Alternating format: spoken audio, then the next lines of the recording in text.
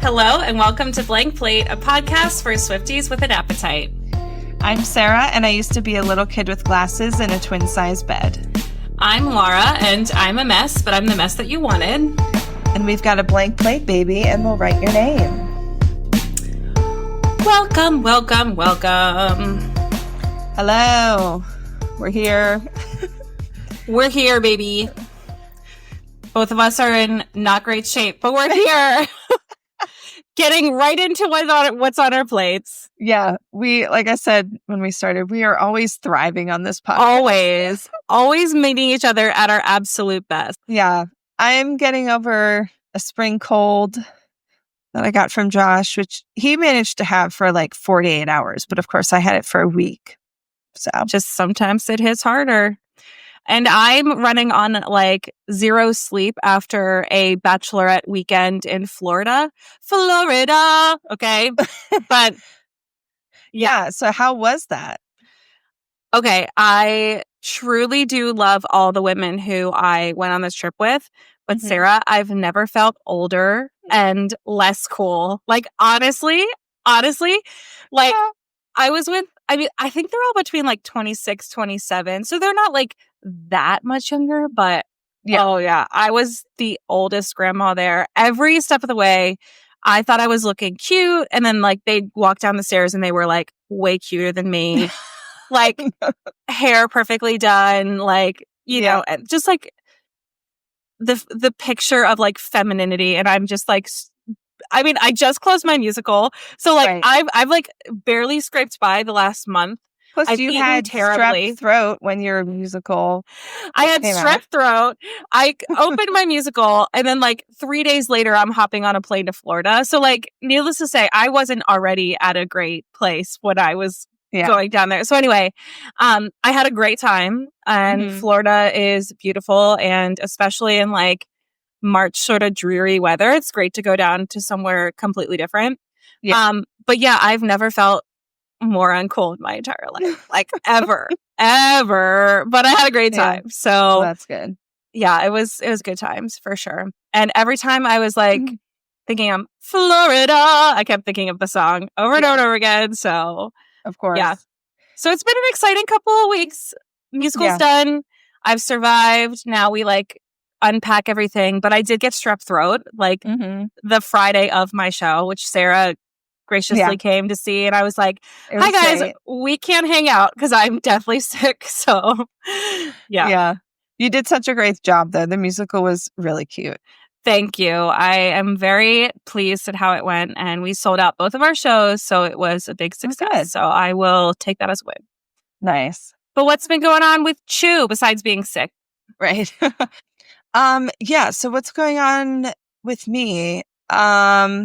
Getting over colds.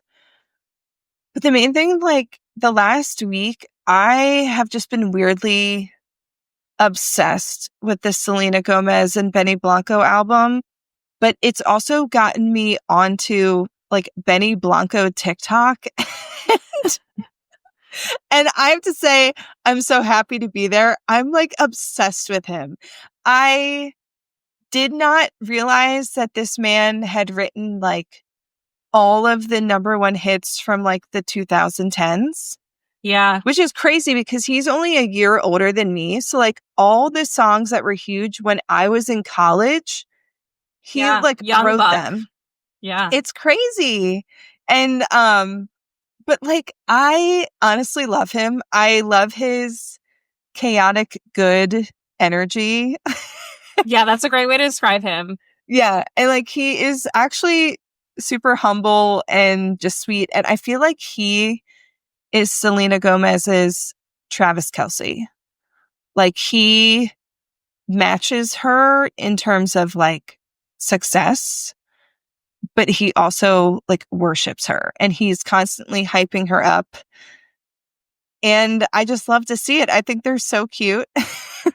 And I wanted to recommend, there's a podcast interview with the two of them on this podcast called On Purpose, which we can link to the YouTube video of it, but you can also just find it on a podcast app. But it's like imagine if you could have Taylor and Travis on a podcast talking about like how they started dating Yeah. and what their relationship is like, but it's Selena and Benny. And they're both just so like emotionally mature and sweet. And I thought it was a great interview. Selena So. deserves her king. Like, I feel like we know that Selena's gone through some stuff. So Mhm. I listened to the album on my way down to the airport. I had like an hour and 20-minute drive. Mhm. And I liked it. I'm not obsessed with it the same way that I think you might be, but Yeah. I do like all the information and interviews that have come out with the two of them. So Mhm. I'm very happy Yeah. for Selena. Yeah, the album, I'm surprised it has a handful of songs that are very like Lana-esque, very Billie-esque, which I really love the song Younger and Hotter Than Me, which they wrote with Phineas, Billie's brother, and he helped produce that one. I feel like that one definitely has like some Billie Eilish energy to it.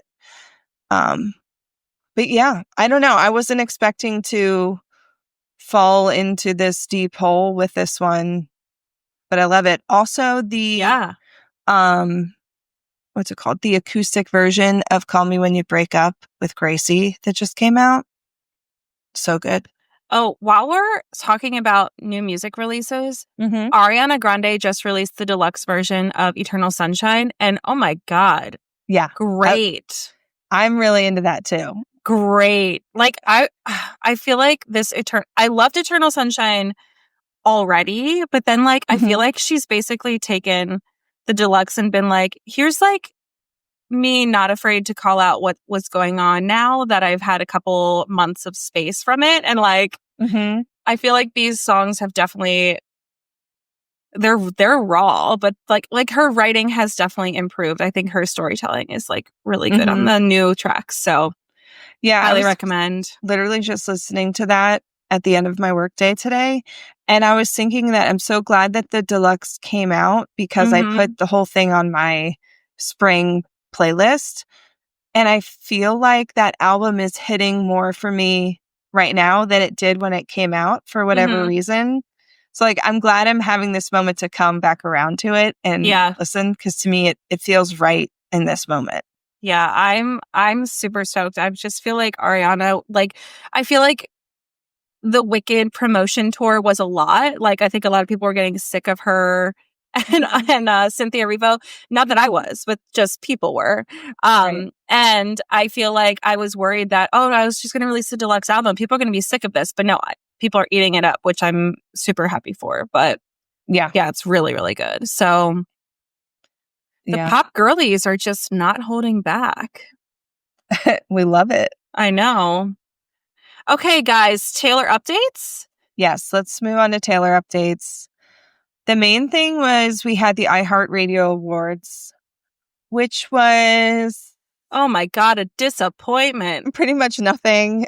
I'm going to blame iHeart on this. Like, I feel like they teased the idea that like Travis and Taylor would be there pretty hard. They didn't explicitly say it, but like it was very well implied that they would be. And then when they weren't, we were like, wah, wah. Or they were trying their hardest to get them to come. True. Yes. True. You know, like with all the awards that Taylor got.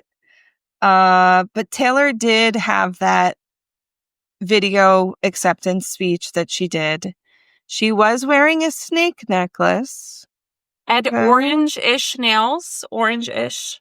Yeah, I couldn't tell exactly what color they were. They seemed kind of like a burnt orange. Burnt orange, yeah. Not like a neon, like more of a burnt orange. But now I'm thinking, like, is TS12 coming next?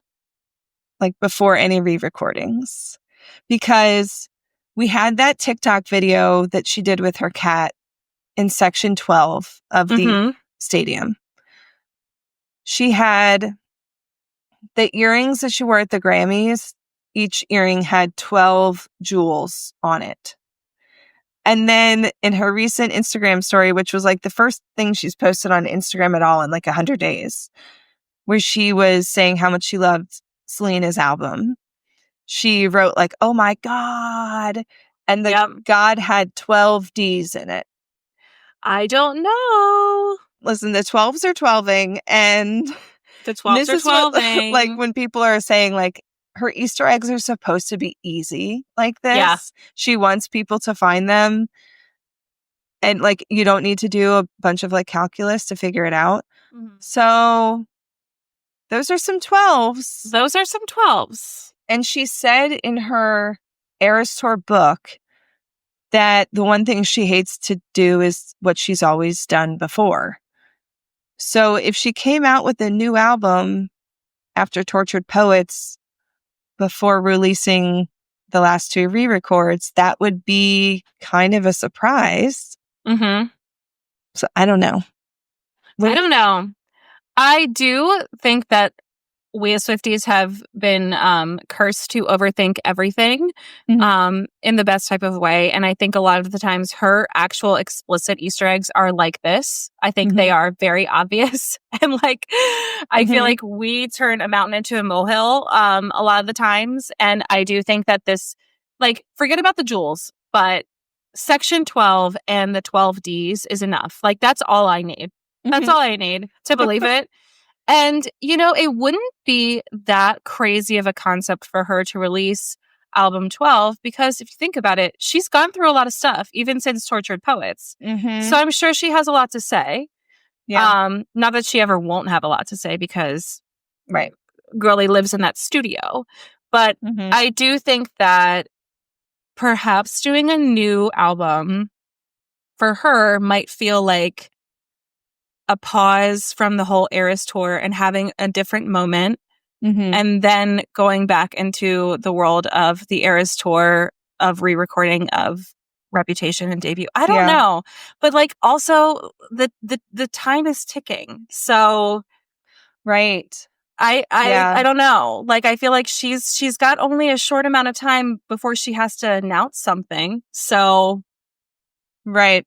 yeah, but I could see that with with Tortured Poets, for example. It makes sense that she released it when she did because she wrote it so quickly. And like she said, even when it was released, like this chapter is now closed. And like all that's left is the manuscript or whatever. And like, here are the songs. And now I'm like rid of it.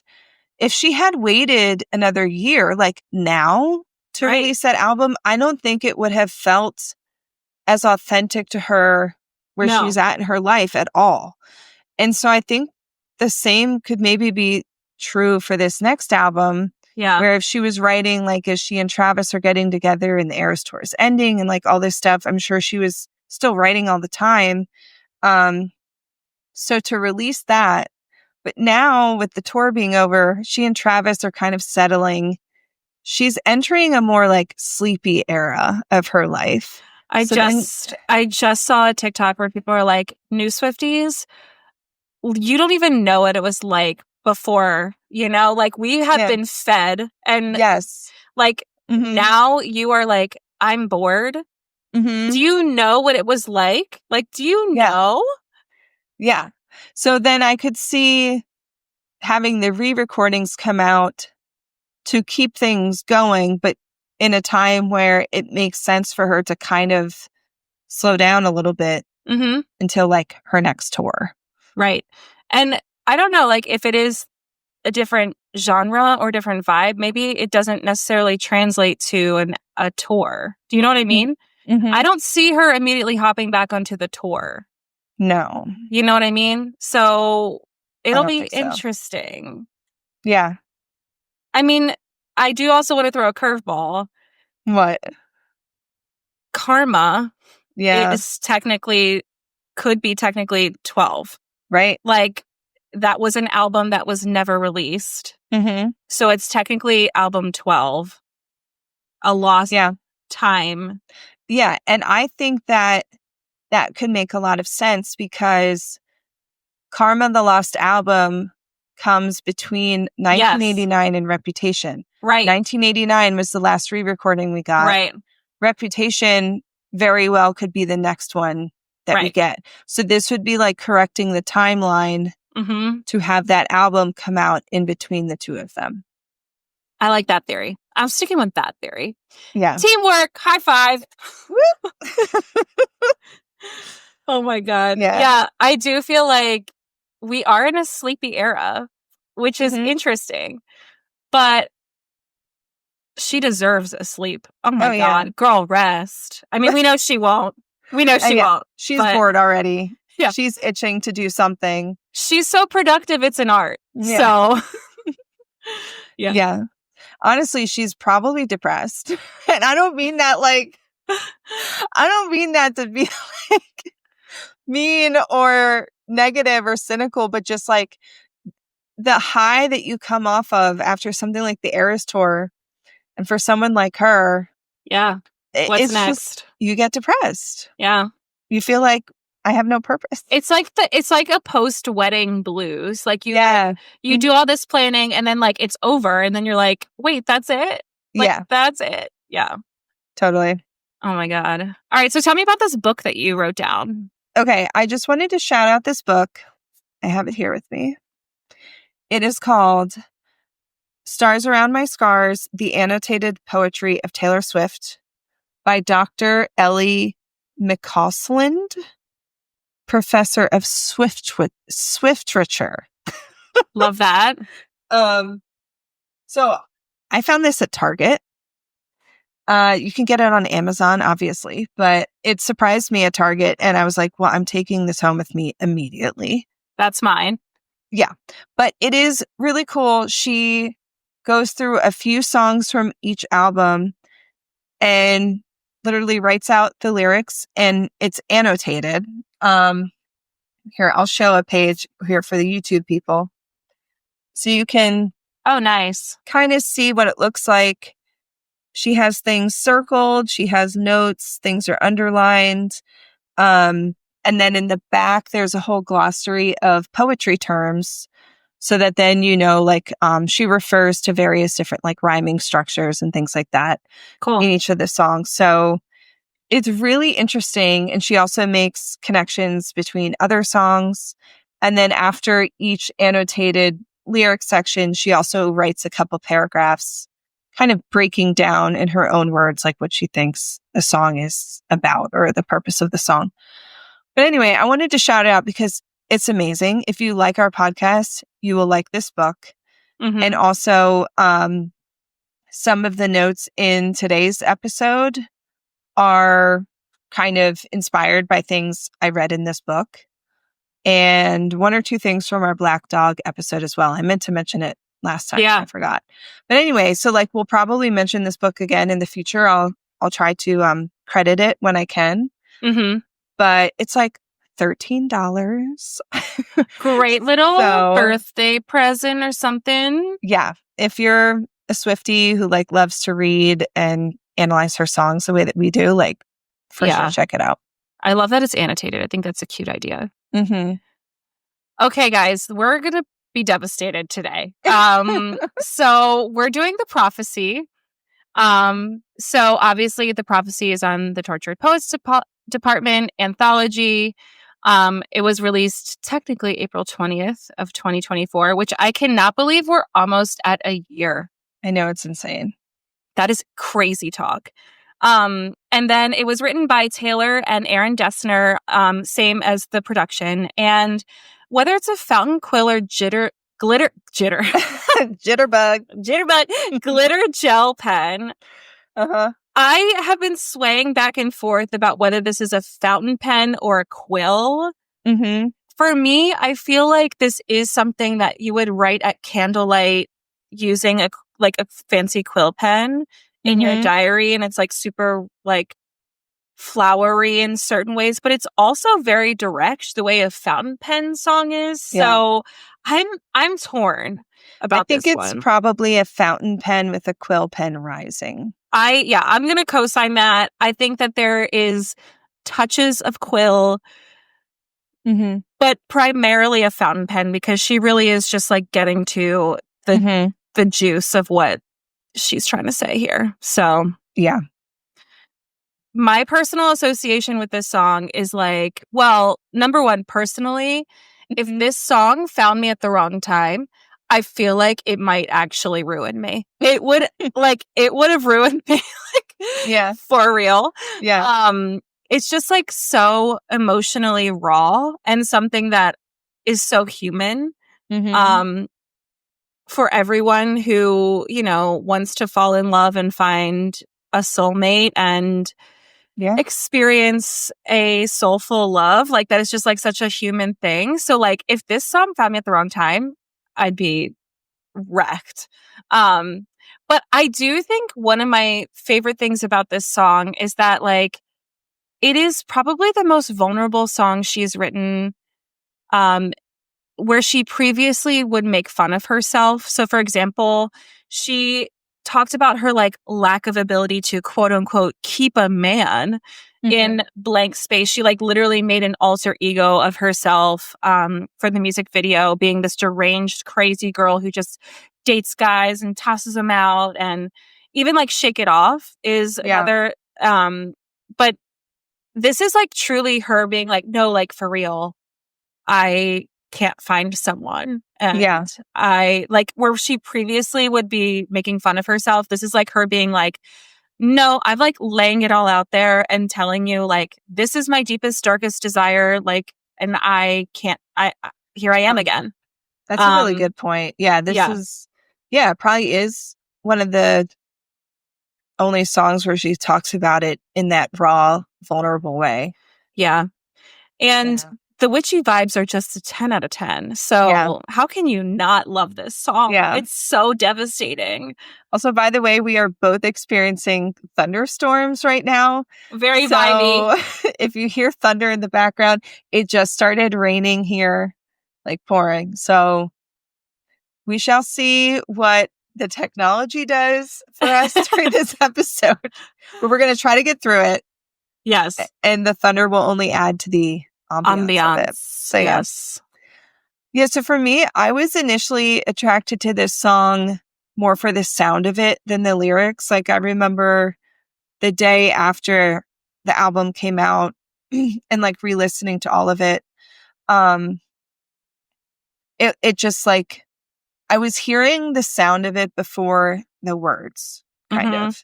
Not like in a bad way. I just mean like that's what I was really latching onto first with this one. It's sonically beautiful. That would make sense. But then like when you add the lyrics on top of that, it's just like, dang, this song is so good. And then you talking about like if this song had found you at the wrong time, for me, it's like if this song had found me in 2020, like if it had been on Folklore or Evermore, rest in when peace, my first marriage was ending, like Lord help me for real. Yeah. Also, don't you think that if this song was on another album, it would be Evermore? Yeah. Because I feel like it does sort of give Mad Woman like soft. So, well, to me, it remind like I mean, absolutely. Production feels like wise, it has the warmth of like tolerated Gold Rush, Champagne Problems kind of thing. The production definitely would make sense to be on Evermore. It's a little too dark / raw for Folklore. You think? Yeah. But it also matches with Willow. That's why I feel like it's an Evermore song. Yeah, I agree. Yeah. I think like, okay, so talking about like, speaking of folklore, what's the folklore of this song? So obviously the overall thesis is this is a deep and sad cry from Taylor herself about how she feels she is fated to live a lonely existence after years of not finding her person. And she's literally begging for the prophecy or her fate to change, which is it's a reflection of how she's literally saying, like, don't want money. Like, she's had everything professionally work for her. She's had the success in her career. She's had the glory, but she's just not found the romantic love that she so desperately has been seeking for years upon years upon years. And I just think that when you think about the placement of this too, you can obviously feel like two devastating relationships ended, and that leaves you spiraling about who you are, what's meant for you, what's wrong with me. There's this self-reflection in the song as well that like is so raw and vulnerable that I I just feel like this is one of her most vulnerable songs. And I wrote down, how is this not on the original TTPD? Because like it's just so good. I feel like it comes right from her soul. Like, I'm sure she wrote this song and she was like, that's a good song. But like, like, how was that not on the original cut? Like, all of the songs on the anthology, I feel that way. But this one specifically, I'm like, geez, like. I think that maybe it is too raw and too vulnerable. Yeah. She's like, this is not part of like the initial pop release of this album. Like, this is going on the anthology because it's for the real ones. This is for the ones that know, okay? Yeah. This is not for the fake fans, okay? Exactly. Yeah. Yeah.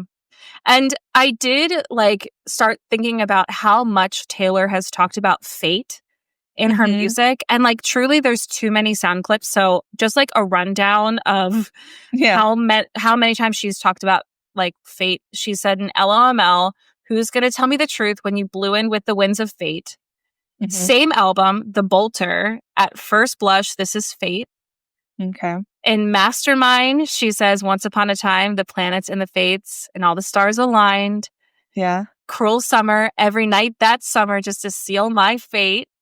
State of Grace, these are the hands of fate.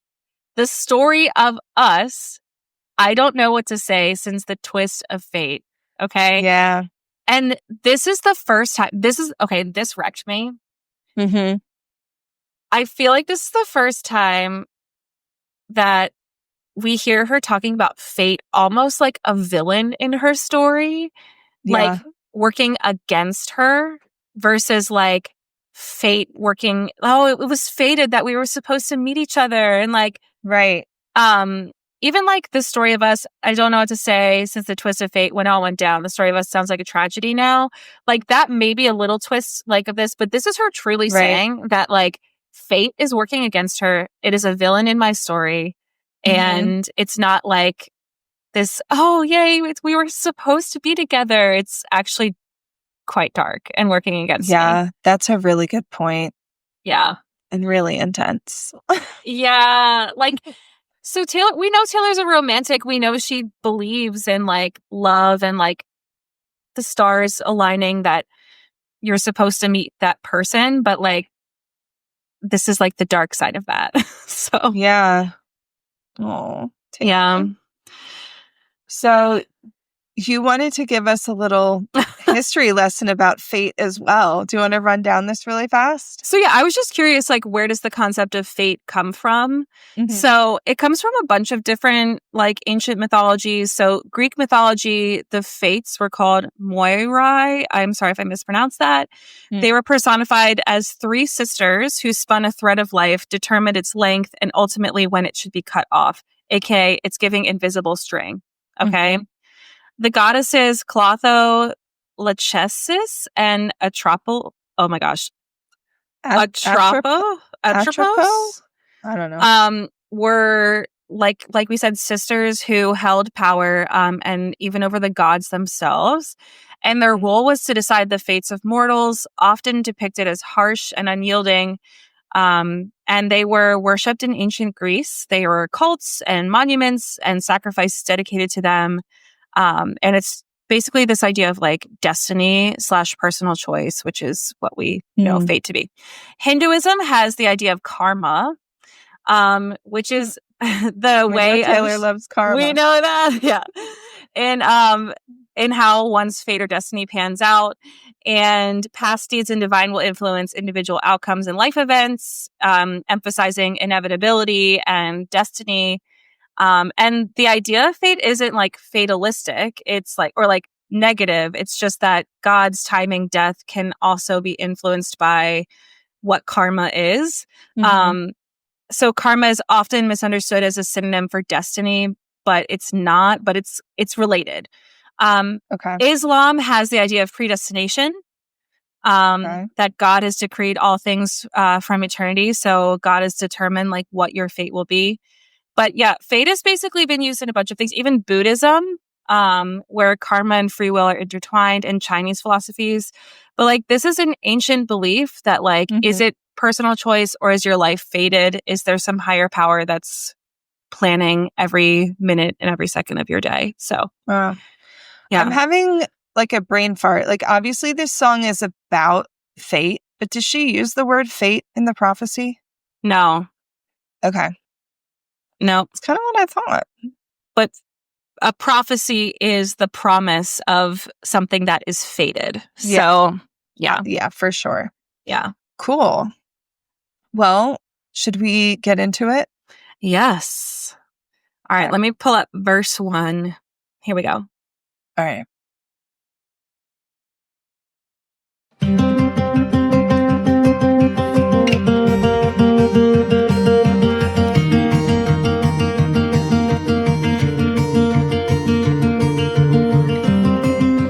Hand on the throttle, thought I caught lightning in a bottle. Oh, but it's gone again. And it was written, I got cursed like Eve got bitten. Oh, was it punishment?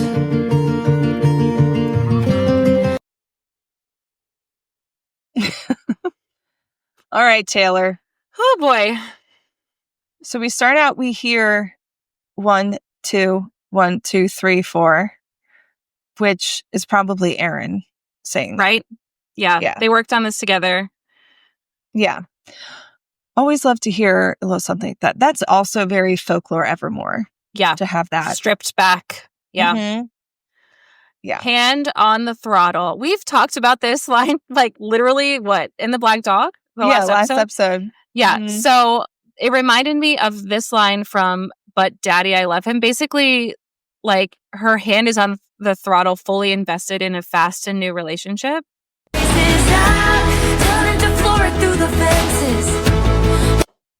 Floor through the fences, baby. Like, hands on the throttle. Like, let's go.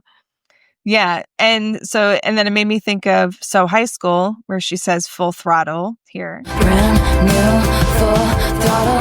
Teach me while your bros play Grand Theft Auto. Yup.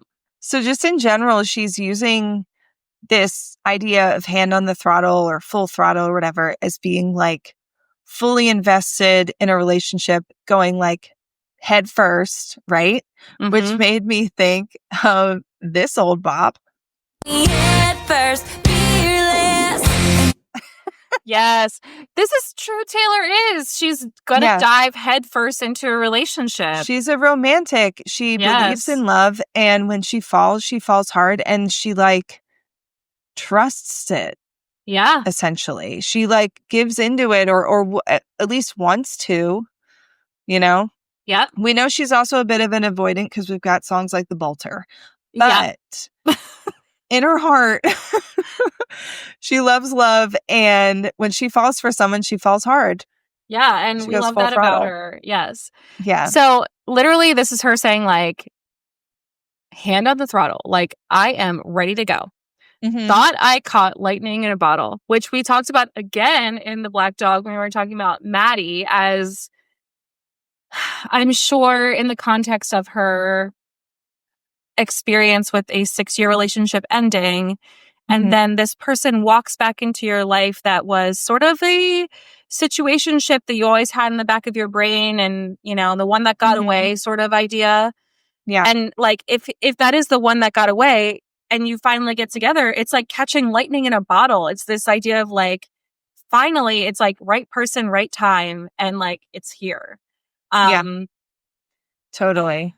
Yeah. And then she says, oh, but it's gone again. Oh, God. Yep. Mutual manic phase. Yeah. Like she's talking about Maddie here, obviously. Yep. Not that like, again, not that it really matters, but in the context of where she was at in her life, from what we know, she got out of a 6-year relationship, got together with a 10-year situationship old flame. Mm-hmm. Thought I caught lightning in a bottle. Oh, but it's gone again. And so now she's here saying, will I ever find love? Yep. Right? Like, that's what this song is about. Okay? The whole concept. Yeah. And it was written, I got cursed like Eve got bitten. So it was written, aka it was fated. It was predetermined for me. I got cursed like Eve got bitten really rattled my brain because it's too. kind of like the concept of original sin. Like it was like if there's a God, the God knew that Adam and Eve would sin. But the thing is, Eve didn't get bitten. Dude, this line has always thrown me, and I had to seriously like unpack it when doing our notes. But I think I finally figured it out. Okay. Okay. Walk me through it. Okay. This is how I'm reading it. So in the actual story of Eve and the apple, the serpent convinces Eve to eat the apple. Yeah. And then she also gives some to Adam. Right. And then that's like the original sin, right? Yeah. And society blames Eve for this whole thing, even though Adam also ate the apple. So that's annoying. Right. But in this, she's like saying Eve got bitten. She's taking the agency and the blame away from Eve, right? Saying that she was bitten, aka it was like done to her. Okay. Not her fault. So that's kind of interesting because normally Eve is always blamed, but here Taylor's making it sound like it was like out of her hands, right? Yeah. So, but like if you put that all together, I got cursed like Eve got bitten. Oh, was it punishment? Like Eve wasn't bitten, just like I wasn't cursed. Yeah. This is my fault. Like I was not cursed. Eve did not get bitten. So like, okay, it's still throwing me a little bit because there is this part where she is taking it out of Eve's hands. Mm-hmm. But in the way she's phrasing it, she's also putting the blame on herself by saying, I got cursed like Eve got bitten. Whereas like, I'm not actually cursed. This isn't like actually fate. So I guess that is how it comes together. Am I confusing you more? No, I get it. I just think I read this as I got cursed like Eve got bitten. Like it was destined that I was supposed to be cursed in the love department the same way that Eve got bitten. But the thing is, like, Eve was never bitten. So yeah. I feel like this is her saying, like, society blames women for societal problems. So society has made their mind up that Eve was the one who was at fault. So she was the one who got bitten and she deserved it. And she got cursed the same way. She's like, well, that's what she gets. That's what Taylor gets. Like Eve, that's what Eve gets because Eve was the one who made Adam take the bite. But like, she got cursed the same way because society spins on Eve the same way that they spin on her. Do you know what I mean? Yeah. And then, because then she says, oh, was it punishment? So it's like, is this what I have to give up for my success? Am I punished by being a successful woman? Right. That I'm never actually going to find true love. Yeah. So yeah, I got cursed like Eve got bitten is a crazy line. Yeah, that's some serious digging. But I do love it because it's like it's directly going to like it's reflecting one of the most like clear stories of fate / like predetermined destiny, right? Anyway. Yeah, and it's turning Eve into a victim. Right. Let me read just to get someone else's opinion. Okay. Let me read straight from this book what she said about that line. Okay. She says, well, she makes a note that it's passive voice. Like, I got cursed. Right. Like, it happened got to me. Bitten, yeah. You know? She says, technically, Eve bit the forbidden fruit. This might be a deliberate mistake to say the speaker has only herself to blame for her curse. Yeah. So it's like a little different than what we're saying. But again, it's like, girl, what are you talking about? Yeah. Like, can I just have Taylor write an essay on specifically what she meant by this one? What do you mean by that specific line? Yeah. Tell me. All right, here is the pre-chorus. Pat around when I get home. I guess a lesser woman would have lost hope. A greater woman wouldn't beg. But I looked to the sky and said, please. Feels bad to cut it off. Oh, yeah. I wasn't ready for that. So, like, this picture of Taylor walking around her home made me think of this line from Evermore. If I can find it. There we go. I replay my footsteps on each stepping stone, trying to find the one where I went wrong. Writing letters addressed to the fire. So, like, just literally like a ghost wandering around your house, replaying, you know, where she went wrong. Like, literally where she went wrong. Pat around when I get home. Yeah. Ugh. Well, and for me, it also really paints the image of her being alone at home. Like, you pat around the house like when you're home alone. It's not, you don't really talk about that when you're with someone else. So that made me think of this from Dear Reader. If you knew where I was walking, to a house, not a home, all alone, 'cause nobody's there. Where I'm pacing my pen and my friends found friends who care. No one sees when you lose, when you play in solitaire. Oh my God, Dear Reader is such a good song. I love Dear Reader. But also it's crazy because Pat Around kind of is a reference later to her saying, I howl like a wolf at the moon. Because like the pads of a wolf's feet, you know, like, or a dog's feet or something. Yeah.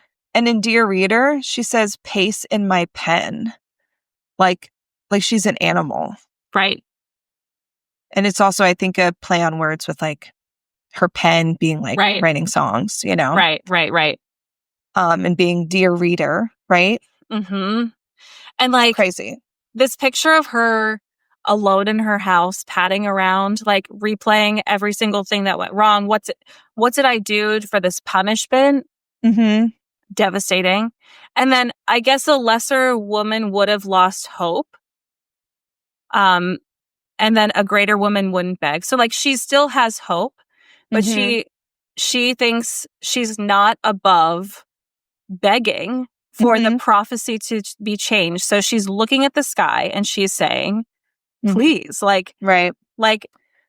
she's like not, she's not above begging for this fate to be different. And yeah. I love that little line there, because it's like she's giving herself credit for not giving up, unless her woman would have lost hope, but also like kind of ashamed that she's now resorted to begging for the prophecy to change by saying a greater woman wouldn't beg. Right. But here I am. Yeah. Speaking of, here we go.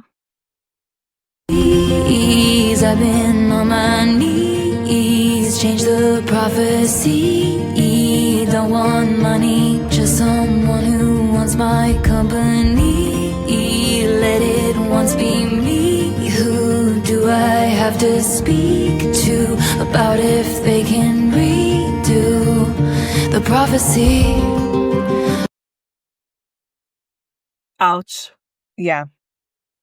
Well, please. I thought about, because I was like, when did she talk about being on my knees? And then I was like, oh yeah, she talks about it in could've, would've, should've. So here's that. Looked my way, I would've stayed on my knees, and I damn sure never would've danced with the devil. So obviously, like, being on your knees symbolizes prayer, but it's also like being in a vulnerable state where you're like, I would have stayed on my knees and just begged. Like, if someone's on their knees, oh, that's another thing. Champagne problems. Yeah. Anyway, but it's in a vulnerable state of begging, right? Right. And So- vulnerable and like submissiveness. Yep. And Yeah. also prayer. So Yeah. Definitely prayer. yeah. And then please change the prophecy, which is ironic because like prophecies can't be changed. And she knows that. Right. Like the desperation of being like, I know this can't be changed, but please, like, please. It's like when your mom says like, you can't get any candy at the grocery store and you're like, Mom, please. Like, Yeah. she's not going to budge, but you're going to try. And don't want money, just someone who wants my company. Like, y'all, remember this woman is a billionaire, okay? Yeah. Like, proof that money truly cannot buy you happiness. Yeah. If you have nothing, like no one to share your life with. Right. Not that you like need to have a partner to be happy, but if that's what you want, That's what she wants. you know? Also, let it once be me is so devastating. Like, obviously, that's her saying, like, I have seen everyone else around me get this. Yeah. Why not me? Like, pick me. Choose me. Every like girl in her 30s. Oh my God. Who is still single and all of her friends are like married with babies. Like this song hits. Yeah. Let it once be me. Yeah. Oh my God. Oh man. And also, who do I have to speak to about if they can redo the prophecy? Redo is so childlike and naive. Yep. And also, like, they is iconic because, like, whatever gods are out there, she's like, I don't know who's in charge. I don't know who's the person making this decision. Yeah. Can I speak to the manager, whoever they are? Oh my gosh. I forgot to mention in our notes. Hold on. I have to look this up. That this song reminded me of The Architect by Casey Musgraves. Oh, yeah. Because she says, can I speak to the architect? I'm reading through the lyrics right now. Yeah, like, I don't understand. Are there blueprints or plans? Can I speak to the architect? Yeah. Yeah, like, just same like concept, right? Yeah, okay, here's the end of it. It says, does it happen by chance? Is it all happenstance? Do we have any say in this mess? Is it too late to make some more space? Can I speak to the architect? This life that we make, is it random or fate? Can I speak to the architect? Is there an architect? Yeah. I love that song. Yeah. But yeah, it really reminds me of the prophecy and her saying, like, who do I have to speak to? Right. About if they can redo the Who's in prophecy. charge? Who's in charge? Can I talk to them, please? Can I get a meeting? Who's the manager? Let me speak to the manager. Seriously. Yeah. Oh, I also wanted to mention for the chorus, which we'll hear it again later, but from the poetry book, she says that the chorus has a ton of assonance, which is a repetition of words with shared vowel sounds, which creates the feeling of a rhyme. So it's like, please, knees, prophecy, don't want money, someone who wants my company, let it once be me, like all that over and over. She said the E sound is also very evocative of screaming, which fits with this like desperation and the pleading nature of the song. And it's also very like prayer-like.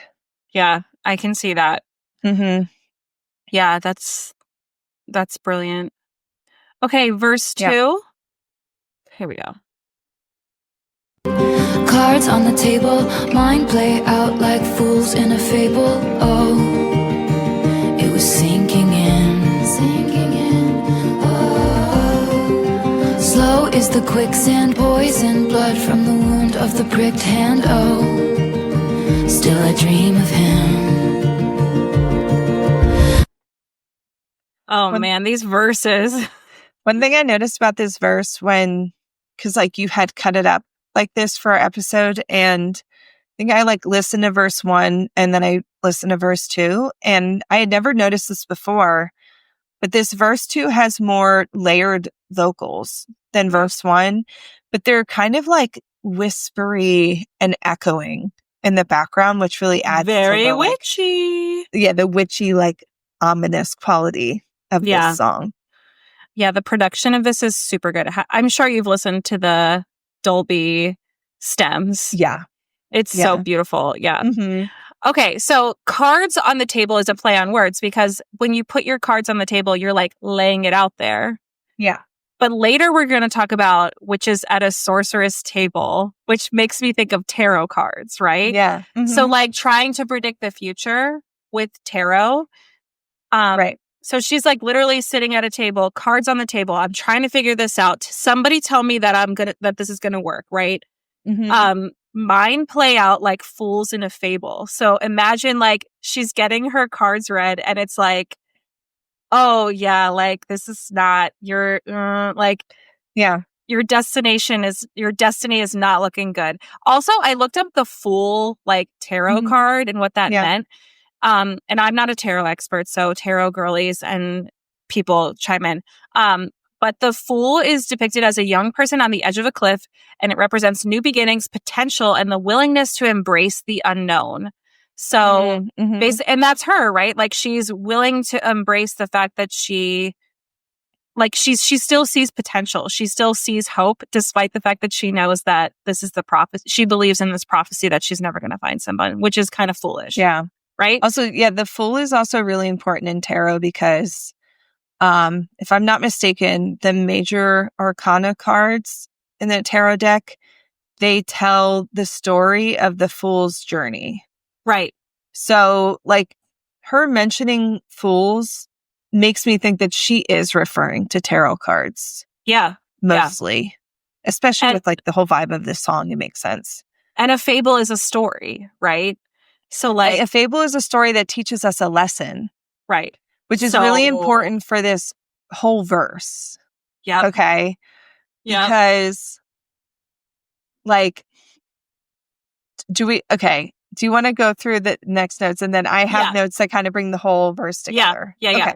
So it was sinking in. Slow is the quicksand, which I didn't even add this to the notes. But like, if you think about that, slow is the quicksand, meaning like you're in quicksand. You are submerged in quicksand and it's slowly sinking in. Like truly, it is sinking in. You are falling into the depths of quicksand. But there's nothing, once you're in quicksand, like there's truly nothing you can do about it. You're like in this situation that you can't undo. Anyway, poison blood from the wound of the pricked hand immediately makes me think of Sleeping Beauty, right? Like she pricks her hand on the spindle. Poison blood equals like the blood within my finger is bad. Like I have poison in my blood. I am cursed. I got cursed like Eve Guppin. So I am bad. My blood is cursed.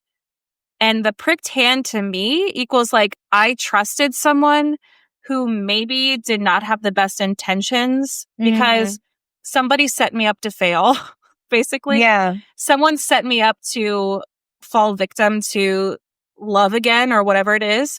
So even though I know that I am cursed, I am wounded from the pricked hand because I trusted and I put it out there again. I put my cards out on the table and here I am once again being duped by the predestination that I am not meant to be with someone.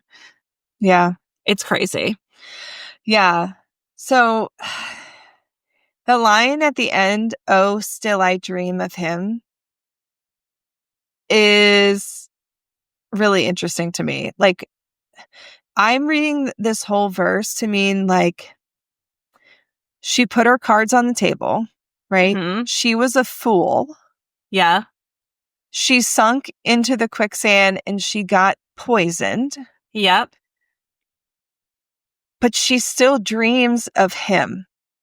Like, she still wants him and misses him. Like, this person who, like, pricked her, you know, that she trusted and he let her down. She was a fool in this situation. Fool in a fable. It's like, did she learn her lesson? I don't know, because she still dreams of him. Right. Which makes me think of Old Habits Die Screaming, which we talked about in The Black Dog. Yeah. But also, it could also be like, she's saying cards on the table. Here's like the prophecy saying, I'm doomed to like be alone, right? It was sinking in, meaning their reality is sinking in of what my fate is. Yep. Slow as the quicksand. Poisoned blood from the wound of the pricked hand could also refer to her career of like, she touched that like hot iron that she wanted, but now she's doomed to like have career success, but not romantic success. Yeah, And then, that's true. oh, still I dream of him, meaning, oh, I still dream of this future love of my life, this future soulmate. Right. Like, even Right. though, and maybe that actually makes more sense. Like, everything's laid out here. I see how it appears to be, but I still dream of a future with what I want, which is her saying a lesser, like a lesser woman would have lost hope. Right. Right. So this is her not losing hope. I think I like that better. Yeah. It's So you could interesting read it both because, ways. yeah, you could read it both ways, but obviously this is her realizing and grappling with the fact that like she's been duped and she's been a fool. Like, Mm-hmm. oh my God. And then she hits us with chorus 2. Wait, Mhm. wait for thunder. Okay. Please, I've been on my knees. Change the prophecy. Don't want money, just someone who wants my company. Let it once be me. Who do I have to speak to about if they can redo the prophecy?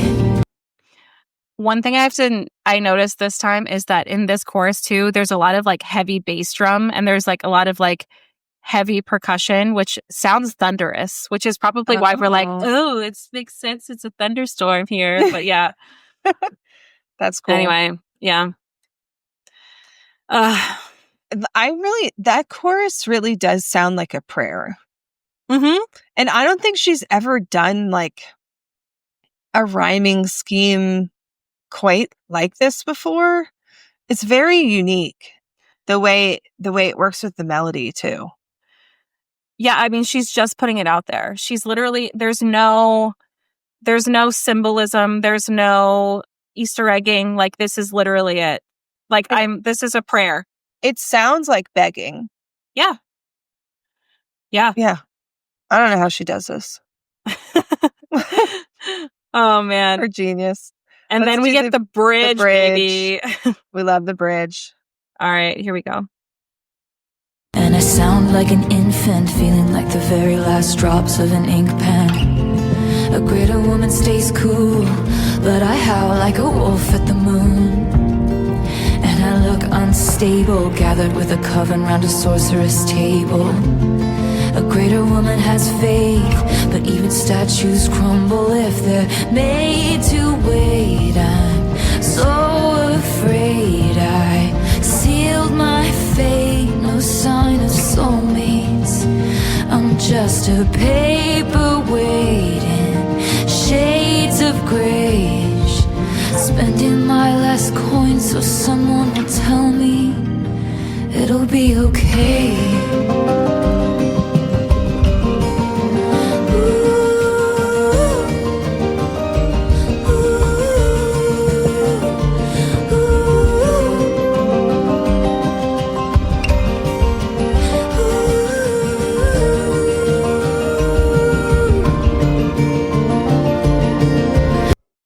Some of that production sounds so folklore evermore. It's like crazy. It's that like tone of the guitar that Aaron uses. Yeah. Mm-hmm. Oh my gosh. Totally. Okay. And I sound like an infant, feeling like the very last drops of an ink pen. Okay, alliteration. All right. Wait, where's the alliteration in this? Infant ink pen.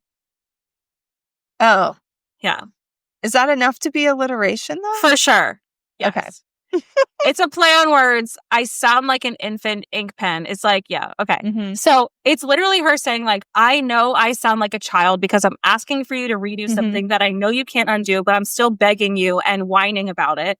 Yeah. I'm a child. Feeling like the very last drops of an ink pen, like I am running out. I am Yeah. emotionally depleted. Everything within me is like running out. Also, like the fountain pen is running out of ink. Like it makes me so sad. Like, and also she's running out of like the will to even keep asking. Yeah. I'm at my wit's end. Mm-hmm. A greater woman stays cool, but I howl at the wolf. I howl like a wolf at the moon. Yeah. Oh my I love God. it. And I look unstable. Also, the way she sings unstable, she says, and I look unstable. Like she kind of stumbles the word a little bit. So like she sounds unstable when she sings unstable. Have you ever noticed that before? Mm-hmm. No, but I get it. I do get it.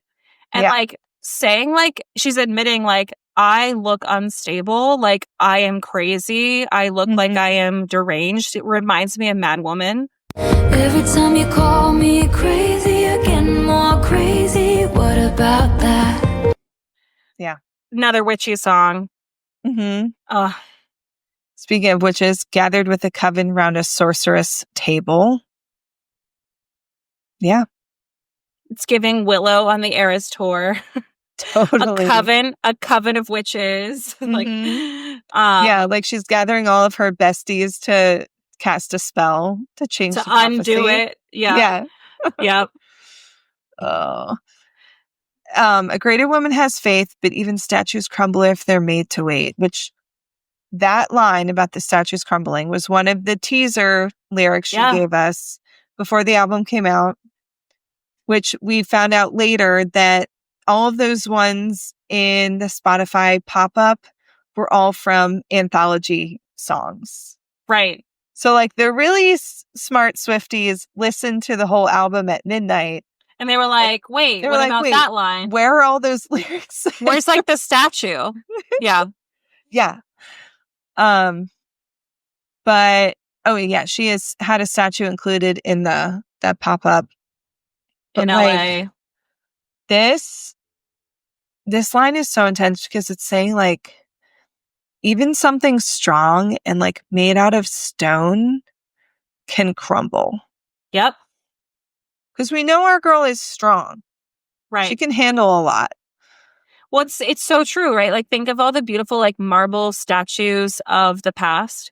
Mm-hmm. And it's not necessarily like earthquakes or, you know, natural disasters that ruin them. Oftentimes it's just time. Like time just wears them out. Like, yeah. Mm-hmm. And it's like statues crumble if they're made to wait. Like I'm here waiting. Mm-hmm. And then I'm so afraid I sealed my fate. Like, was my professional success something that closed the opportunity for love to really find me because this is the destiny I've resigned myself to? Like, it's so sad. It is. Also, when she shared that lyric before we heard the song, I assumed that was referring to Joe. Mm-hmm. Like, yeah. Like waiting for Joe to be okay with them getting married and stuff. And like I died on the altar. Do you remember that? Like that? Yeah, very much like the idea of the song So Long London was more what I had in mind for even statues crumble if they're made to wait. But then to have it actually be about just her fate in general of like being alone and waiting for someone to come along to like love her the way that she wants. Yeah. Is like so much worse, I think. Yeah, I agree. It's devastating. I think a lot of us thought it was going to be like from You're Losing Me, where it's like, I died on the altar waiting for the proof. It's like same as like altar statues. It's giving like ancient Greece, like, yeah. Oh, and then I'm just a paperweight in shades of grayish, which is like the color scheme of TTPD is grayish. It's that like muted dying, like grays and beige and sepia and like, it just like kills me. And also a paperweight is like something that is weighing down something important, like something that is truly weighing down something that's supposed to be like precious. And that I read that as like, I am a paperweight. Like I am too much. I will only ruin people. Like I am the monster on the hill that is like no one will ever actually like see my value because wherever I go, I am the biggest thing in the room weighing everybody down and we can't ever be normal. Yeah. I can see that. Yeah. It made me think of how a paperweight is usually something kind of like ornate and pretty, but it's not terribly useful. Yeah. Right? Like it literally just sits on top of paper so they don't like blow away. Yeah. Something cute for your desk with no purpose. Yeah. And so if she's referring to herself in that way, to be like, yeah, I'm this like shiny thing that people like use me, but I don't have like a purpose beyond that. Yeah. I don't know. Either way, it's shades of grayish is also like for me is like something that's dying, like something that's void of color. Like I'm dying here as I just like am weighing things down and I have no purpose. Like, yeah, it's so sad.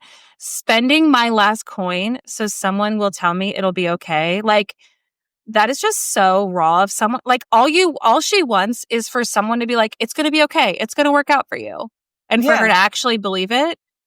Also, spending my last coin so someone will tell me it'll be okay also makes me think of tarot. Like going to a tarot reader, being like, here's my money.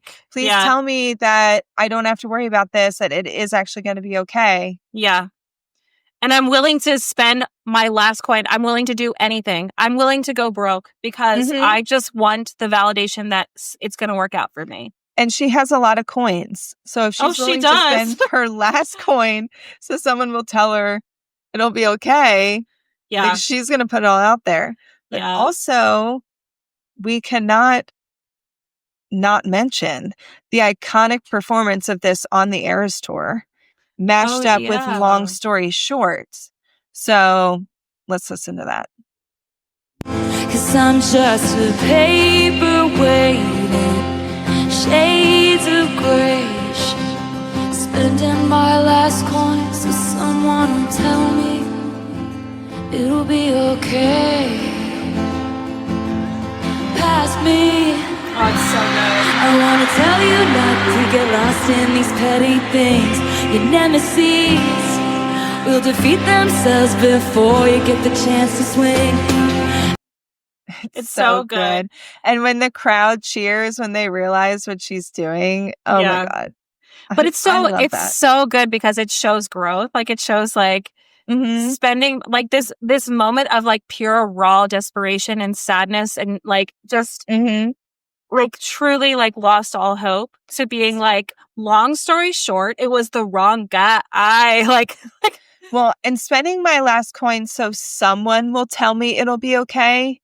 And then she gets to tell herself it'll be okay. And that the prophecy is not for her to be alone. Yes. It was just the wrong guy. Yes. It's so good. It's so good.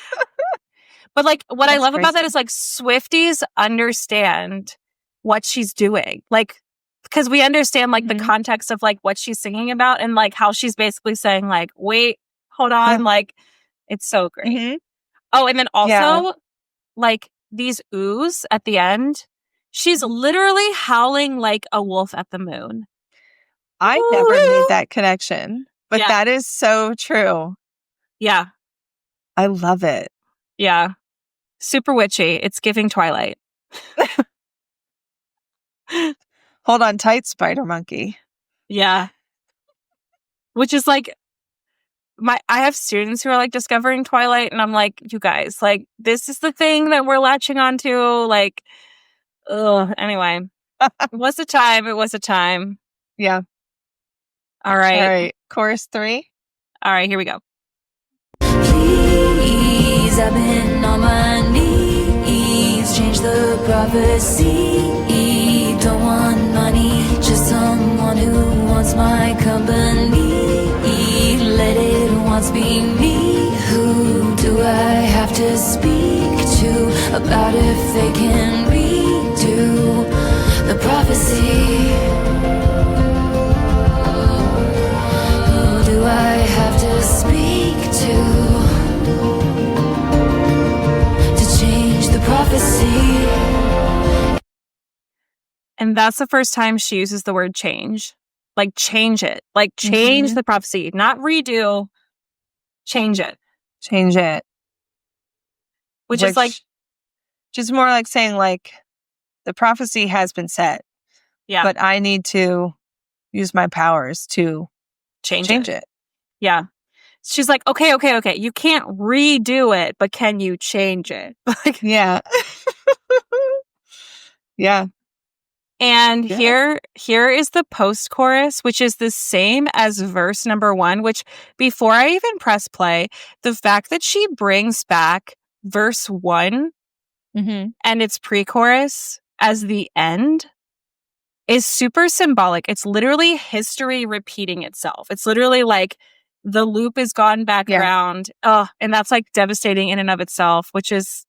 Yeah, like it emphasizes that it's unresolved and she's still pleading for the prophecy to change. Like we don't get any closure in this song. Yeah. It ends with her pleading, and we'll literally hear it at the end when she says please. Yeah. Hand on the throttle, thought I caught lightning in a bottle. Oh, but it's gone again. Pat around when I get home.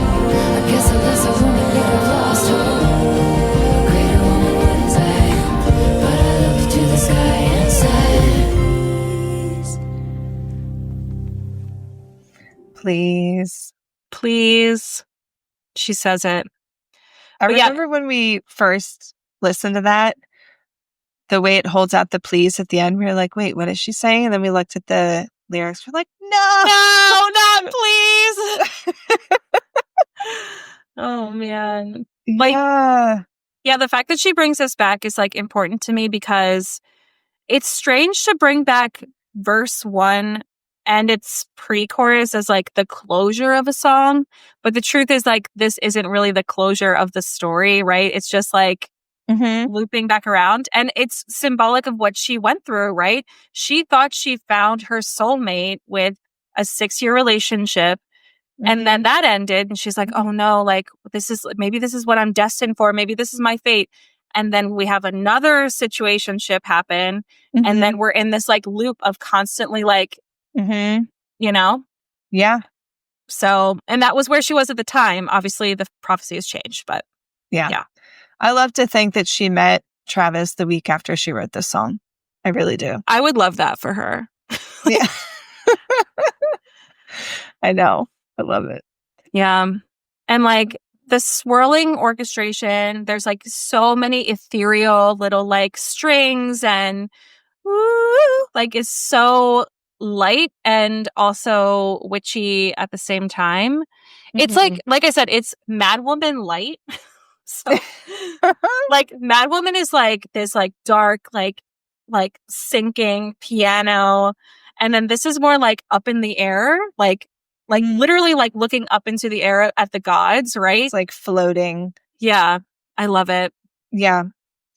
Well, I can't let us talk about this song without mentioning my boy, Major Vibes. Major Vibes. Yes. If you might follow him on TikTok or Instagram, but he remixed the entire Tortured Poets album, including the anthology. He called it TTP Disco. Love that. But you probably heard his remix of The Prophecy because it went a little bit viral for him. And I support him on Patreon because like I love his stuff. It's so good. He's working on folklore right now and he's calling it funklore. Okay, I'm loving it. But I just have to shout him out. And shout out this prophecy mashup because this thing could like wake me from the dead. Okay. It's so good. Here's a little taste. Hand on the throttle, thought I caught lightning in a bottle. Oh, but it's gone again. And it was written, I got cursed like Eve got bitten. Oh, was it punishment? So good. I love it. Like if I have to like clean around the house, I put that on and I'm just like, I don't care what I'm doing. I'm just Major vibes. vibing out. Yes. So yeah, I love that it like this song is so devastating. We put that on and it's like, yo, when are we going to the club? You know I love a sad bop. So Yeah. yes. So good. All right. All right. Favorite lyrics and rating. So my favorite lyric is this. greater woman wouldn't say, but I looked to the sky and said, Dang, Laura. Yeah. Like, yep. Period. Yeah. And I feel like it sort of perfectly wraps up her point of view on this whole thing, which is a greater woman wouldn't beg, but I look to the sky and I'm saying, please. Yeah. And the desperation of that is devastating. So I give this song an 8.5 on devastation alone. So there you go. Yeah. I agree with you. I also give it an 8.5 because, I mean, it's just amazing. It's so it's not good. a 9 for me, but it's an 8.5. Yeah. You know? And then my favorite lyric is this one. you don't want money, just someone who wants my company. Yeah. Like to me, that's the most devastating line from this whole song. Yeah. Like coming from her. Yeah. A billionaire. Yeah. It's so sad. But honorable mention is this one. A greater woman stays cool, but I howl like a wolf at the moon. It's like her imagery is just unmatched. Oh, yeah. Yeah. Like this song is so witchy. Like she's in the forest with the wolves and the witches, howling Her at the orbs. moon, casting Yes. spells, dancing with her orbs. Yes. She is trying to change the prophecy. Doing anything and all things necessary. Yes. Yeah. It's so good. Yeah. All right. So this song is a recipe. For me, this song is a red, like full-bodied wine drunk out of like a goblet, a witchy goblet. You know what I'm saying? So I wanted to find an approachable red full-bodied wine from a store that most people can afford. Because, like, listen, there are bougie red wines out there. So the suggestion I have is a red wine from Trader Joe's that has this like concentrated cherry and light tobacco smoky sort of like afternote flavor. I've had this before. Now, Trader Joe's doesn't sell wine in Pennsylvania, but I have gotten it from like the Delaware Trader Joe's. I don't know. Before there was a Trader Joe's in Harrisburg, we used to go elsewhere, but whatever. Mm-hmm. So this is called the Ruggero di Bardo Susu Maniello, which just call it Susu, okay? The Susu Maniello is so good. It's a classic. And actually I Googled it before and it sounds like a lot of sommeliers like it too. So Oh, okay. And how much is it?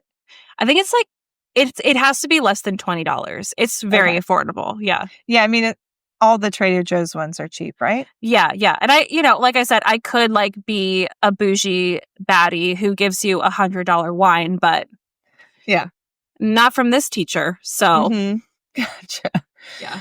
Well, my recommendation, my song, whatever. My brain is not working right today. My recipe for this one is candied apples. I love that. Because it feels like very Snow White, very Sleeping Beauty, like fairy tale vibes. Plus her mention of Eve in this song and like the forbidden apple, right? Mhm. Also, apparently, candied apples are a common Halloween treat, which also fits the witchy vibe. Yeah. So I found a recipe for classic old-fashioned candy apples, and this blog post also has some like candy apple background if you want to read about it. Yum. Yeah, so I thought that was fun. I think that makes total sense. Do you hear the thunder? Have you been hearing mine? Mine's been crazy. I've heard yours. Yeah. Hope Yeah. that adds to the aesthetic of this episode. I don't hear yours, but like Okay. I'm in an open field, so I feel like it's pretty echoey. So yeah. Plus, this all hit you before me, so it's probably gonna give it make me worse. 15, 20 minutes. Mhm. Yeah.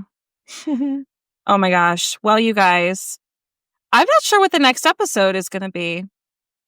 Yeah, we don't know. Yeah. We'll figure it out. Yeah. There's so many to choose from. So anyway. Mhm. Well, guys, happy April. Yeah. Happy April. Laura's Birthday birthday month. Aries season, baby. April 13th. Yes, ma'am. Yeah. Also a 13th baby. So Very nice. Yes, it's Aries season. So here we are. Mhm. But yeah, guys, we are at the end of the episode. So just a reminder, like we have a Patreon. Our Patreon episode is going to be coming out shortly after this one. We released them on the 13th. Give us a comment, give us a rating, follow us on TikTok, all the things. But I just want to shout out the Patreon too. So yeah, please check us out there for a monthly bonus episode. Yeah. About Taylor adjacent artists and stuff. And get first dibs on song recommendations and whatnot. So, yeah, don't forget you can send us an email at blankplatepod@gmail.com.